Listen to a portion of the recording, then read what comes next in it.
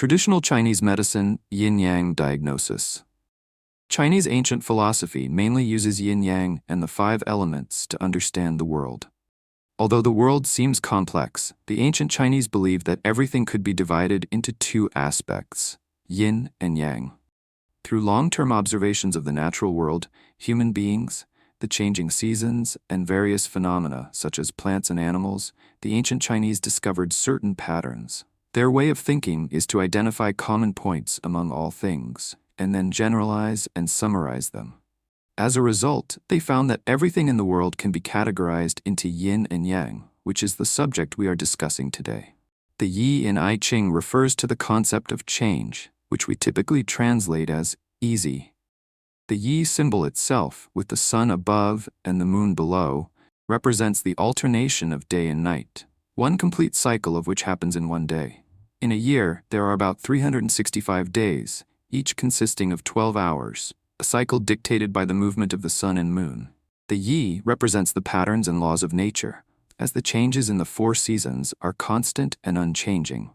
These laws are known as Dao, meaning the way. The concept of Dao can also be seen in paths or roads, which symbolize a trajectory or course, much like a highway, a small path, or even the flight route of an airplane. Everything in the world follows its own path, whether it's the cycles of life, the changes in seasons, or the movement of celestial bodies. These are natural laws, and these patterns are referred to as Dao, the underlying law of the universe. Thus, the I Ching studies these laws, especially the regular patterns like the alternation of day and night. Eastern versus Western thinking, modern science and ancient Chinese philosophy approach the understanding of the world differently. Chinese thinking is highly inductive, focusing on generalizing patterns, while Western science uses deductive reasoning and logical inference. In Western science, there is a strong focus on the microcosm, such as molecules, ions, and genetic research, advancing towards more detailed and specialized knowledge. Under the Chinese philosophical view, inventions like the microscope would not have been likely because the focus was on the holistic, macro view of the world, rather than delving into its microscopic elements. Eastern and Western approaches to disease. For instance, when dealing with a cold or fever, traditional Chinese medicine, TCM, focuses on factors like sweating, bowel movements, appetite, whether hands and feet feel cold, mental state, and urine frequency and color. By observing these factors, TCM practitioners can diagnose the cause and nature of the illness and identify its impact on the body's meridian system. They then use herbs or other treatments to adjust the body's internal environment and resolve the illness.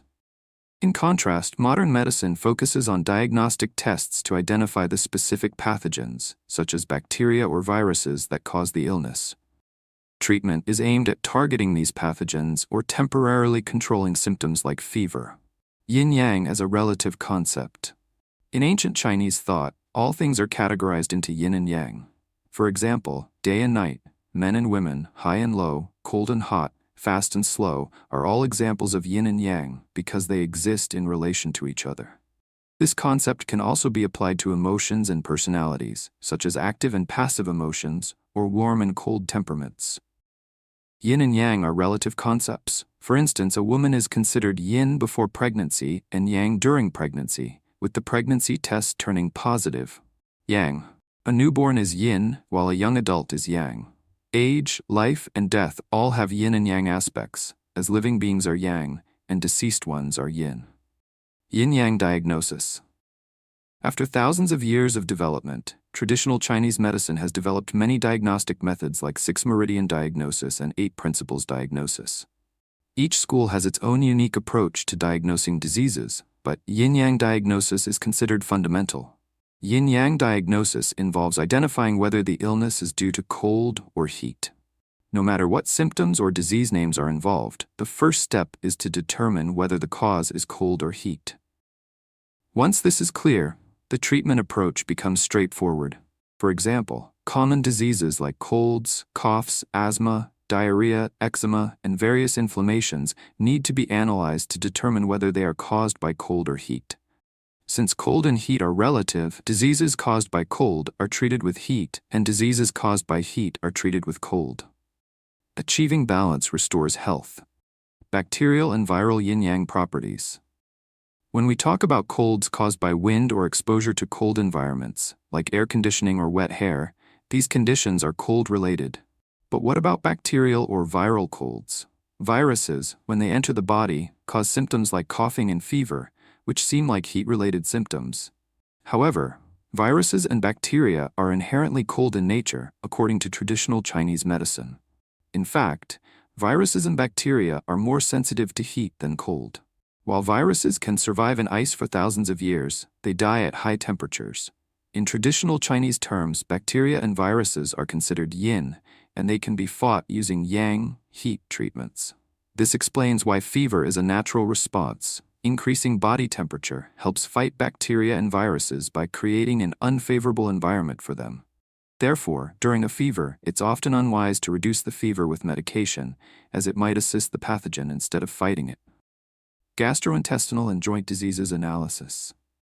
For conditions like gastritis, colitis, and other digestive disorders, e.g., acid reflux, diarrhea, it's important to assess whether these symptoms arise from cold or heat. For example, Helicobacter pylori-induced gastritis is caused by a cold-related pathogen, as this bacterium thrives in cooler stomach temperatures. If someone experiences gastric pain, acid reflux, or diarrhea, you might find that they feel better with warm drinks. In such cases, the discomfort is often due to cold invasion, and heat treatments, like drinking warm water or using heat pads, can provide relief. For conditions like arthritis, gout, and other joint pains, the approach is similar. Determine whether cold or heat is involved. Cold-induced pains often respond well to treatments like moxibustion, infrared heat, or scraping therapy, whereas cold applications tend to worsen the condition. In summary, traditional Chinese medicine emphasizes restoring balance in the body through the use of yin-yang theory, particularly in relation to cold and heat.